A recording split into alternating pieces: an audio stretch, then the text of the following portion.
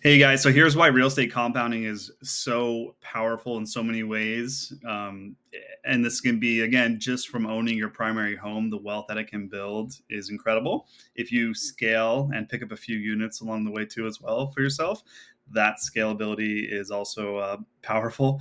Now, I say real estate compounding is powerful and can drastically increase your net worth with little down, and mostly because that's levered debt.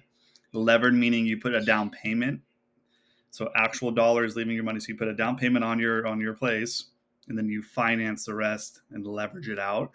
That can be a good thing if prices continue to increase. Obviously, levered debt though on the back end with the decrease in values, maybe not so good. So take this with a grain of salt. But as long as the population continues to increase, the inventory levels are manageable, immigration is strong, et cetera, et cetera. Basically, as long as there's a demand for more real estate, the levered debt concept should work out long term. Now, that being said, here's the numbers on it too. So let's say you have a $500,000 house essentially, and it's going to increase at 3% a year. And again, just one single measurement of real estate is what does the value of my home increase every year? And roughly historically, real estate's done about 3% or so a year. So I'm going to be conservative there. So $500,000 house, if it picks up 3% for the year, that's $15,000. That's what your net worth just bumped essentially. And now the cool part about this is too, like, let's say you bought this $500,000 house right now, right, this year essentially, and you put down 20%, which is more than typically we'd recommend on your, especially your first time home as well. You want to put down as little as possible typically. But let's say you put down 20% just for math, that's $100,000 you're out of pocket. So that leaves your account, leaves your net worth, whatever, you wire it over at closing. So you're all in on 100K on this $500,000 price. Well, that 100K lets you control a $500,000 asset. The asset rises at 3% per year. It's on, the whole house is what you capture, right? That 3%, not just the money you put down. So when you factor it that way, you're like, cool, I put 100K down into this $500,000 house. The $500,000 house picked up 3% maybe in growth for the year. That's $15,000.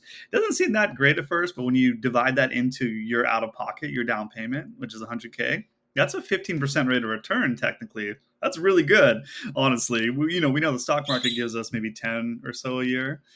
So, again, levered debt, powerful. Now it could go the opposite way, and your rate of return is not so great. But as long as you can sit and hold long term for that thing, as with anything really, you probably come out ahead.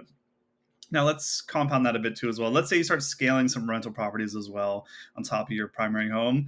Maybe you have $1 million now of real estate holdings. This is not debt. This is $1 million of valuation on it, and that picks up 3%. That's 30K.